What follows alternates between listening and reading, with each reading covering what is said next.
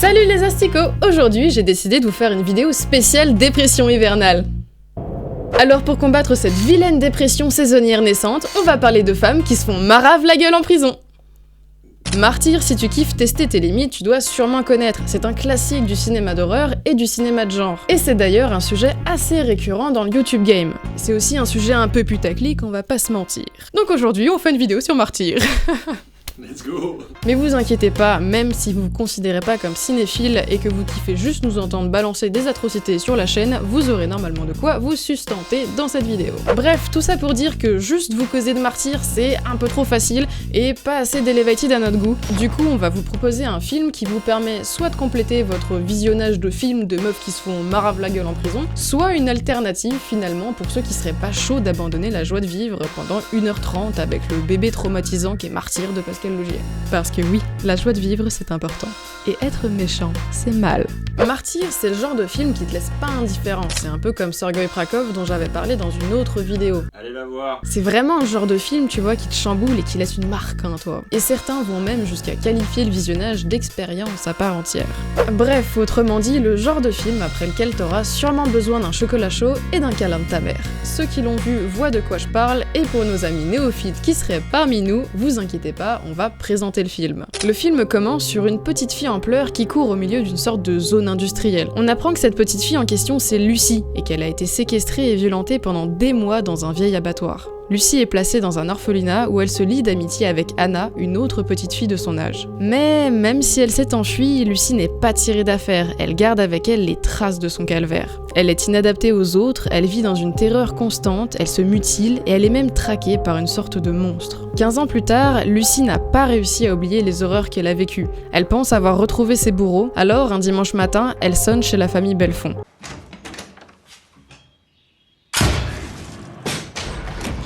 Ouais, vous voyez le genre, on ne tortille pas du fiac avec Martyr. Dès l'intro, on est plongé dans une horreur froide et graphique qui nous lâchera pas jusqu'à la fin du film. Vous attendez pas à ce que le film vous épargne et vous permette de souffler. À partir du moment où le film commence, dites adieu à vos sourires et à vos éclats de rire. Quelle ambiance! Contrairement à d'autres films qui se servent de la comédie pour faire passer la pilule de l'hyperviolence, bah Martyr s'en bat les reins. On part donc sur une apnée du bonheur de 1h30. Donc les gars, je ne sais pas, prenez une bonne inspiration de joie de vivre avant et puis même après le film. On est devant un film dur, bon ça je vous apprends rien, et déjà dans son histoire. Une petite fille qui s'en est pris plein la gueule en scène d'intro et un bon dernier tiers de film où une jeune femme se fait rouer de coups, humiliée, défigurée et où on lui fait subir un écorchement intégral. Sauf le visage. Ils sont cool quand même, hein. Si vous n'êtes pas familier avec les supplices de l'Antiquité et du Moyen-Âge, l'écorchement, c'est le fait de retirer la peau de quelqu'un ou d'un animal en entier. Au-delà du scénario, c'est aussi un film dont la photographie est dure, avec une palette de couleurs froides, un éclairage qui permet d'accentuer les contrastes et du coup de dramatiser la scène, des matériaux comme le métal, le verre qui soulignent encore une fois l'aspect froid, dur, résistant et qui nous enferme dans une prison à la propreté chirurgicale où tout est géométrie, calibré, pensé. On fait vraiment notre possible pour adoucir cette vidéo. Et c'est dans ce joyeux décor que Mylène Champanoy, Lucie, et Morjana Alaoui, Anna, nous livrent toutes les deux une performance incroyable. Le film a d'ailleurs été nominé dans de nombreuses catégories et a remporté divers prix pour son scénario, ses maquillages et ses fixes, et la performance de Morjana Alaoui. Et bah chapeau. Bon, vu l'allure du bébé cinématographique, je ne vous étonnerai pas en vous disant que le film a rencontré quelques galères à sa sortie. Déjà d'un point de vue critique, beaucoup de spectateurs se sont arrêtés à la violence que montre le film, comme si on était devant un simple torture porn dont l'objectif serait rien d'autre que nous chatouiller la glotte. Vraiment des cons les critiques, hein. C'est des cons. Et du coup, la commission française a décidé d'interdire le film au moins de 18 ans, comme si on était devant un film cochon finalement. Mais fort heureusement pour nous, les différentes associations de l'industrie du cinéma étaient derrière Laugier au nom de la liberté d'expression.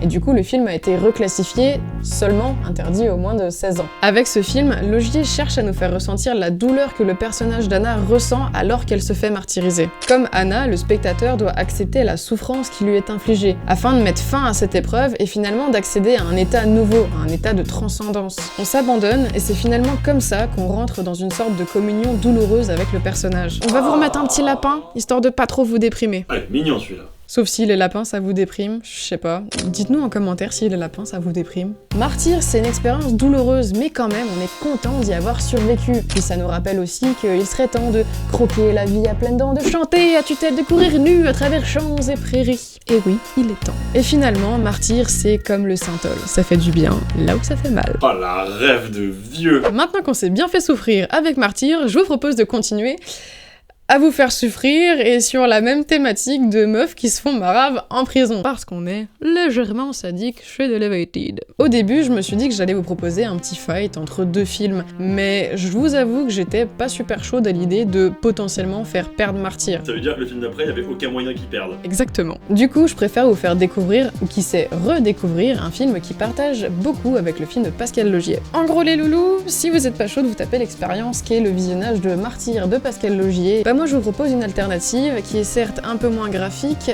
mais qui est tout aussi esthétique. Allez, trêve de suspense, je vous propose un de mes films préférés, à croire que finalement toute cette vidéo n'est qu'une énorme mascarade pour vous proposer un softie movie. Ce film c'est Flagellation, ou House of Whipcord, réalisé par Pete Walker en 1974. 1974, mais vous allez me dire, mais wesh, ils ont R en commun ces deux films. Eh bien non, détrompez-vous. En farfouillant dans l'excellent millésime qu'est l'année 74, qui nous a d'ailleurs donné Massacre à la tronçonneuse, Black Christmas, on découvre qu'on n'a pas seulement fait dans le survival et le slasher.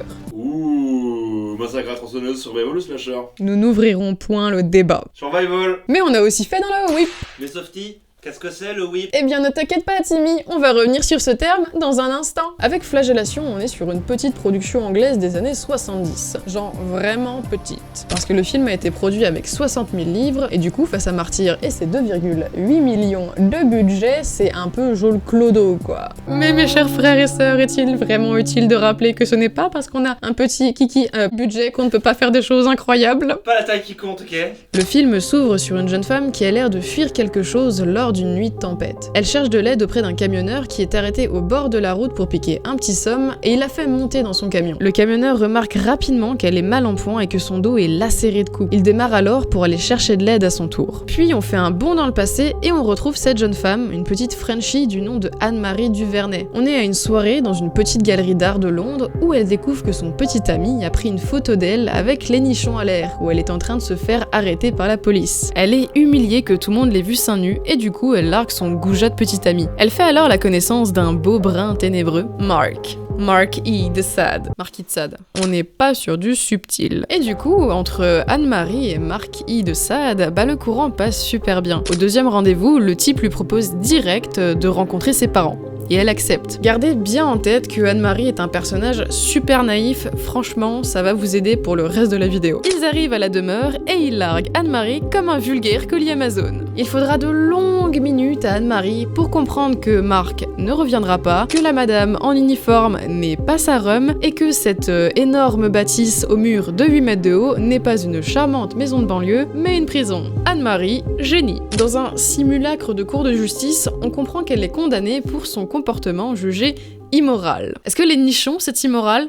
Je ne sais pas. Sauf que les façons de faire de cette sorte de justice parallèle sont quelque peu extrêmes. Au moment du repas, d'ailleurs composé d'une miche de pain et d'eau, finalement un repas au Nutri-Score A, une détenue vole une miche d'eau et elle se fait choper. Et on comprend rapidement qu'elle va se faire punir pour son acte avec la peine capitale. En gros, pour du pain, elle va se faire buter. Voilà, ça c'est notre décor pour Flagellation. Normalement, avec celui que je vous ai présenté pour Martyr, vous devriez pas être trop dépaysé. Et m'en voilà ravi, ça me ferait mal quand même de vous déprimer. Mais parce que vous avez été sage, on vous remet un petit lapin. Et du coup, Timmy, on va enfin pouvoir répondre à ta question. Qu'est-ce que c'est le whip finalement? Comme je vous le disais tout à l'heure, Flagellation c'est considéré comme du whip. En gros, le whip, le Woman in Prison, c'est une catégorie de cinéma d'exploitation qui, comme son nom l'indique, met en scène des femmes en prison et qui vont subir tout un tas de sévices physiques et psychologiques. Sévices qui leur sont infligés par leurs gardiens-gardiennes de leur cage et du coup également leurs bourreaux-bourrelles. Et oui, parce que le féminin de bourreau, c'est bourrelle. Et au risque de vous décevoir, le whip n'a pas été inventé par la série Orange is the New Black. On trouve déjà des premiers films de whip dans les années 20. Par la suite, le genre a quelque peu disparu, même si on en croise parfois ses descendants. C'est dans les années 70 que le whip connaît son âge d'or, à une époque où on est en pleine révolution sexuelle et finalement en pleine libération du corps.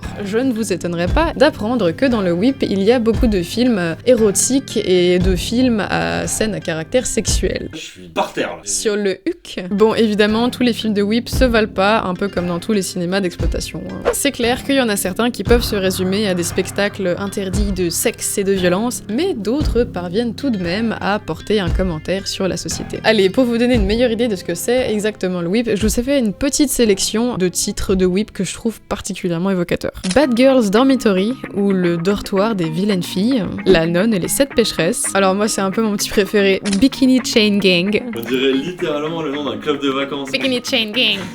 Et alors, le petit dernier, L'enfer du plaisir, ou Sadomania. On parlait de putaclic en début de vidéo, mais alors Sadomania, vous avez aucune race les gars. La version SM de Starmania, incroyable. Bon, quand on parcourt les listes de films de whip sur internet, on tombe aussi sur pas mal de films de nazisploitation. En même temps, avec comme situation de départ des meufs emprisonnées, le genre a rapidement donné naissance à ce sulfureux cinéma d'exploitation qui est la nazisploitation. Bref, si le sujet vous intéresse, je vous recommande d'aller voir la dernière vidéo du coin du bis sur le sujet. Bon, vous l'avez vu, les titres sont super racoleurs. Et c'est tellement racoleur qu'avec Flagellation, je vous avoue que je me suis fait avoir. Je m'attendais vraiment à un film gourmand en scène lesbienne, rythmé par l'impact des coups de fouet, un peu comme avec les autres films de whip, mais non en fait, que de chi, nada, on n'est pas du tout là-dessus. Bon, ok, j'abuse peut-être un petit peu, le personnage se fait fouetter une fois. Mais vu l'ambiance particulièrement lugubre du film, on est vraiment loin du côté feutré du film porno, ou du film érotique. Mais même si on est loin du film pour adultes, de cul, parlons-en. Je sais que tu attendais que ça. Le cul. Mais même si Flagellation, c'est un film de whip, on est quand même vachement loin de ces petits potes qui regorgent de scènes cochons. Regorge, tu l'as. Dans le film, Anne-Marie est obligée de se déshabiller. Mais en même temps, elle a pas trop le choix parce que sinon, on l'y aurait forcé. Du coup, on la voit toute nue, mais la scène n'est pas sexualisée. À mon sens. Je dirais plutôt que dans le film, même si le titre français est ultra racoleur et que du coup, tu t'attends à ce que ça souhaite le derche entre copines, on a plutôt tendance à désexualiser le corps des jeunes femmes. Le personnel de la prison est d'ailleurs très clair là-dessus. I'm going to make you ashamed of your body, Laverne. First, we will kill your vanity. Selon le personnel de la prison, ces jeunes femmes sont vaniteuses et c'est pour ça que les matrones vont petit à petit les détruire psychologiquement et physiquement. Elles vont détruire tout ce qui crée leur féminité et leur sexualité. Après, ça c'est mon ressenti avec mon regard de 2024. Bon, et du coup, pour vendre le film en France, comme on a au moins une scène de flagellation, ça marche, on peut appeler le film flagellation. Et même en anglais, House of Whipcord, ça laisse penser que ça va être fouet à gogo à l'intérieur, mais c'est pas franchement le cas. Putain, les escrocs. On nous vend du mensonge, hein. Du coup, si on récapitule, dans le film, on a une jeune femme qui se fait emprisonner. On la détruit psychologiquement et on lui inflige une violence physique inouïe. Tu as menti au début quand tu disais que ce serait une vidéo sur Martyr. Non, t'inquiète, on y revient. Dans Martyr, finalement, même si c'est pas un film qui fait directement partie de ce cinéma d'exploitation, le whip, on retrouve quand même quelques éléments. Une jeune femme se fait emprisonner et on lui marave la gueule. Et du coup, c'est en ce sens-là que je voulais rapprocher les deux films, qui certes emprisonnent des nanas, mais contrairement à des films plus traditionnels de whip, les sexualisent pas. Ici, je dirais même que les deux personnages féminins sont désexualisés. Dans un film comme dans l'autre, on nous épargne des scènes d'agression sexuelle, alors qu'elles auraient pu très facilement faire partie du lot de souffrance des détenus. Anna dans Martyr et Anne-Marie dans Flagellation meurent à petit feu, en tuant tout ce qui représentait leur féminité. Les cheveux longs d'Anna sont coupés et les vêtements d'Anne-Marie sont confisqués. C'est dans cette logique que je trouve que Martyr s'apparente à une version moderne du whip qu'on peut trouver dans Flagellation. Emprisonnés dans leur cage, l'attention se porte naturellement sur le corps des personnages, sur ces corps qui nous raccrochent tant bien que mal à une forme d'humanité, dans ces lieux dénués de vie, ces corps qui souffrent et qui matérialisent l'horreur que les personnages vivent. Allez, encore des infos reloues. Martyr fait partie du mouvement New French Extremism. En gros, au cinéma, c'est un mouvement qui regroupe des films français de la fin des années 90 à aujourd'hui. Mais je vous parle pas de gentilles comédies, là. On est plutôt sur des films transgressifs et sujets à débat, qui représentent des images graphiques de violence, notamment sexuelles, et puis des images sexuelles explicites. Sans oublier des personnages psychotiques. Voili, voilou, là, on est bon. C'est un cinéma avec un fort rapport au corps. Le corps se fait frapper, violés, agressés, torturés, j'en passe et des meilleurs, et écorchés comme dans Martyr, ce qui implique du coup logiquement tout un rapport aux différents fluides corporels qui coulent en et hors de notre corps. Et en plus, si l'équipe maquillage est qualifiée, bah vous êtes sûr de vous choper un petit haut le cœur à la vue de la douleur qui est infligée au corps. Voilà. Et ça constitue du coup un nouveau point sur lequel les deux films se rejoignent. Ils traitent tous les deux du corps. Certes, à deux époques complètement différentes, mais le corps reste central. Anna doit souffrir physiquement pour atteindre l'état de martyr, et Anne-Marie se fait condamner pour avoir montré son corps qui doit maintenant pourrir en prison à l'abri des regards. Bon, si vous nous suivez toujours, quand on creuse un petit peu plus dans les similarités du film, qu'est-ce qu'ils ont en commun les deux cocos? Déjà, il y a la scène d'intro. Dans Martyr, comme dans Flagellation, on a un personnage féminin qui fuit son enfer et ses bourreaux. De quoi vous mettre direct dans l'ambiance. Et les films soulèvent aussi les thématiques suivantes. Vous avez intérêt à prendre des notes. Une histoire qui tourne finalement autour des femmes, elles sont victimes, mais aussi bourreaux d'une autorité parallèle établie, des hommes au rôle plutôt accessoire et qui sont d'ailleurs sous les ordres des femmes. Le rapport à la religion, même si, vu les mesures prises dans les deux films, on est plus proche du fanatisme qu'autre chose, et le rapport à la vie et à la mort. Ce désir obsessionnel de savoir à tout prix ce qui se cache après la mort, et le prix arbitraire de la vie d'autrui. Il y a énormément de choses à dire, et articuler ce joyeux bordel, bah c'est une galère, alors nique sa mère, comme disent les jeunes, je vous balance quelques infos en vrac. Oui, parce que c'est un petit peu notre côté punk. Du coup, les titres, et bah dans les deux cas, martyr et flagellation, bah ça nous renvoie carrément à la religion. Dans la religion chrétienne, un martyr, c'est à la fois quelqu'un qui prend cher jusqu'à se faire buter pour sa croyance en Jésus, mais c'est aussi celui qui est témoin de la vérité. Comprenez, celui qui est témoin de l'existence de Dieu. Après, ça te fait écorcher. Du coup, Anna, elle est martyrisée, et elle est aussi témoin de quelque chose, comme on nous le montre dans le film, mais bah on sait pas de quoi elle est témoin, le mystère reste entier. Et le titre flagellation, sans surprise, bah ça nous rappelle l'acte de flagellation. Se flageller, en gros, c'est une punition religieuse ou idéologique.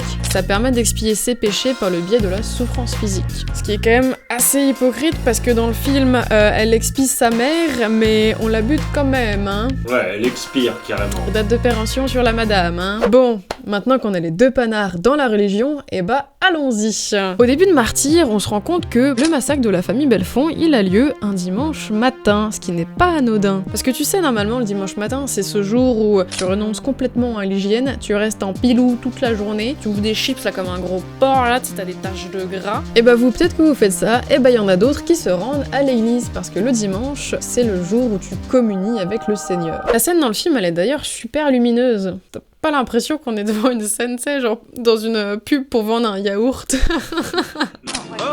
Comme vous êtes des petits gourmands, j'ai apporté le dessert. C'est vrai que dès la scène d'intro, on remarque une certaine forme d'absence d'empathie dans cette famille, notamment lorsque la daronne réussit à déboucher la tuyauterie en enlevant le cadavre d'une petite souris. Rip la souris. Mais bon, ne soyons pas des sauvages, cette bonne dame a un prénom et elle se prénomme Gabrielle. Ouais, tu sais, comme l'un des trois archanges qui vient annoncer la naissance de Jésus à Marie. Très subtil. Subtil. Bon, c'est bien sympa de nous causer de Gabrielle, mais qu'est-ce qu'il en est des personnages principaux? Eh ben, les prénoms sont pas laissés au hasard non plus. Dans Martyr, le personnage principal s'appelle Anna, et dans Flagellation, le personnage s'appelle Anne-Marie. Anna, selon le catéchisme de l'église catholique, ça vient de l'hébreu qui signifie grâce, c'est-à-dire au sens moral, la bienveillance, la faveur, le secours. Dans Martyr, c'est Lucie qui trouve grâce auprès de Anna qui tente à tout prix de la sauver. Et du côté de Flagellation, Anne-Marie va tenter de sauver les autres. Elle fait preuve de grâce, elle aussi, même si, bah, finalement, toutes ses tentatives sont vaines. Et puis, désolé Lucie dans Martyr, mais tu as malheureusement un prénom prédestiné. Si on vous a obligé à suivre des cours de catéchisme quand vous étiez petit,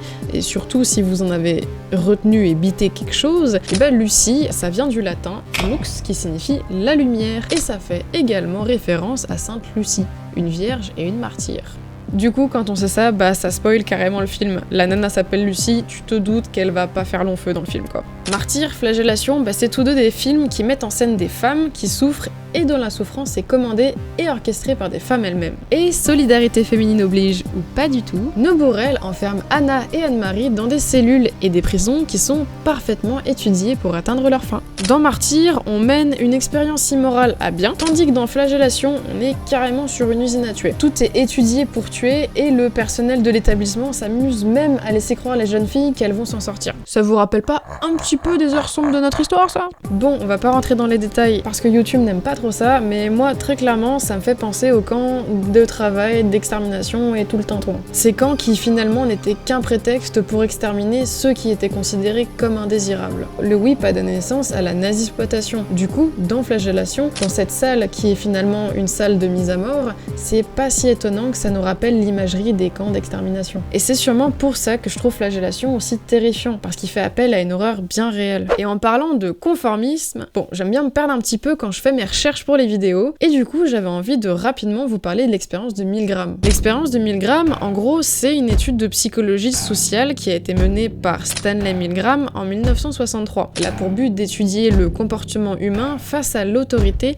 et la soumission à celle-ci. Et ça consiste en gros à tester la capacité des individus à obéir, même si ça implique d'infliger des souffrances à autrui. Et on apprend à travers de cette expérience qui est certes imparfaite, que l'anxiété c'est une manifestation émotionnelle du sujet afin de se prouver à lui-même qu'il est en désaccord avec l'ordre exécuté. En gros, sous la pression de l'autorité, l'individu va ressentir de l'anxiété et ça va lui permettre d'une certaine façon de se dédouaner face à la souffrance qu'il inflige à autrui. Et ce qui est très drôle, c'est que, je sais pas si vous aurez remarqué, mais dans nos deux films, les bourrelles ne ressentent aucune anxiété.